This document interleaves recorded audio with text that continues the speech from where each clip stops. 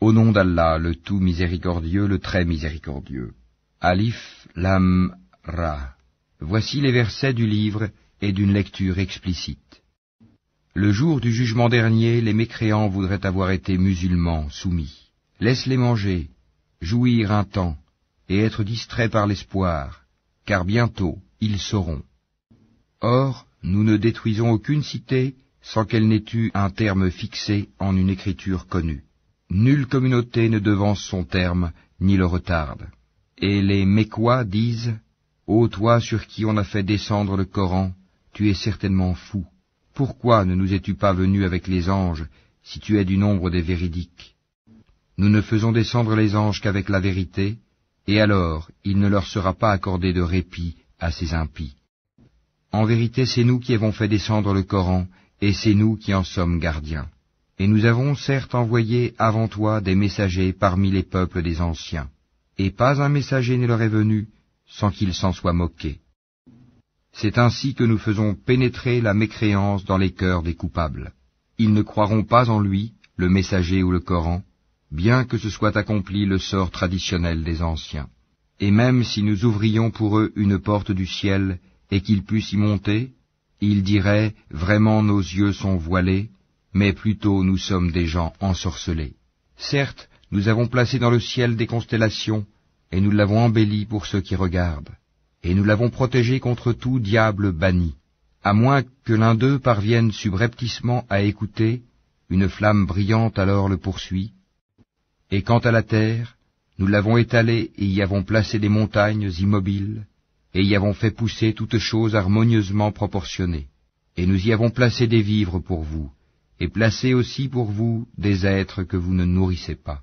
Et il n'est rien dont nous n'ayons les réserves, et nous ne le faisons descendre que dans une mesure déterminée.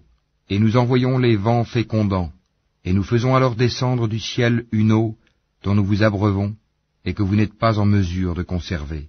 Et c'est bien nous qui donnons la vie et donnons la mort, et c'est nous qui sommes l'héritier de tout. Et nous connaissons certes ceux qui parmi vous ont avancé, et nous connaissons ceux qui tardent encore. Certes, c'est ton Seigneur qui les rassemblera, car c'est lui le sage, l'omniscient.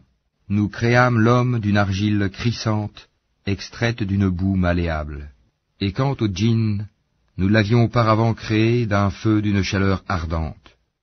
Et lorsque ton Seigneur dit aux anges, « Je vais créer un homme d'argile crissante, extraite d'une boue malléable, et dès que je l'aurai harmonieusement formé et lui aurai insufflé mon souffle de vie, jetez-vous alors prosterné devant lui. » Alors les anges se prosternèrent tous ensemble, excepté Iblis, qui refusa d'être avec les prosternés. Alors Allah dit, « Ô Iblis, pourquoi n'es-tu pas au nombre des prosternés ?»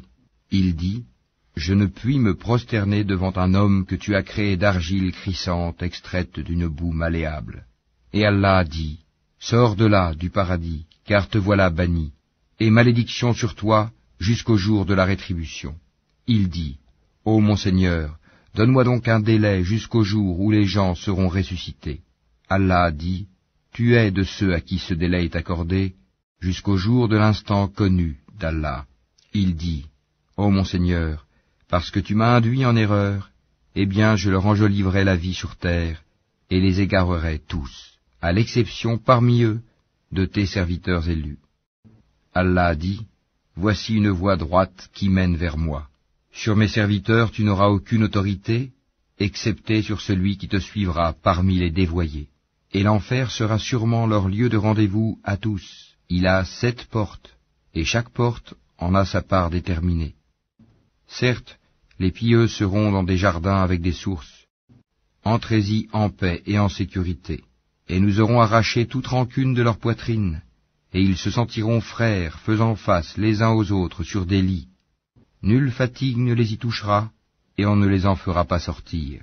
Informe mes serviteurs que c'est moi le pardonneur, le très miséricordieux, et que mon châtiment est certes le châtiment douloureux.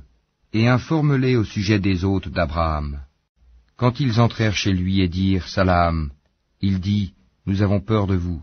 Ils dirent « N'aie pas peur, nous t'annonçons une bonne nouvelle, la naissance d'un garçon plein de savoir. » Il dit « M'annoncez-vous cette nouvelle alors que la vieillesse m'a touché? Que m'annoncez-vous donc? Ils dirent, nous t'annonçons la vérité, ne sois donc pas de ceux qui désespèrent.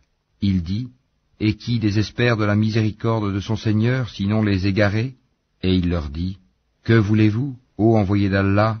Ils dirent, en vérité, nous sommes envoyés à des gens criminels, à l'exception de la famille de Lot, que nous sauverons tous, sauf sa femme. Nous, Allah, avions déterminé qu'elle sera du nombre des exterminés. Puis, lorsque les envoyés vinrent auprès de la famille de Lot, celui-ci dit, vous êtes pour moi des gens inconnus. Ils dirent, nous sommes plutôt venus à toi en apportant le châtiment à propos duquel ils doutaient. Et nous venons à toi avec la vérité, et nous sommes véridiques. Pars donc avec ta famille en fin de nuit, et suis leurs arrières, et que nul d'entre vous ne se retourne, et allez là où on vous le commande. Et nous lui annonçâmes cet ordre, que ces gens-là au matin seront anéantis jusqu'au dernier. Et les habitants de la ville, Sodome, vinrent à lui dans la joie. Il dit, ceux-ci sont mes hôtes, ne me déshonorez donc pas, et craignez Allah, et ne me couvrez pas d'ignominie.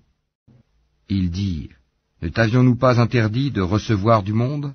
Il dit, voici mes filles, si vous voulez faire quelque chose. Par ta vie, ils se confondaient dans leur délire. Alors, au lever du soleil, le cri, la catastrophe, les saisit. Et nous renversâmes la ville de fond en comble, et fîmes pleuvoir sur eux des pierres d'argile dure. Voilà vraiment des preuves pour ceux qui savent observer.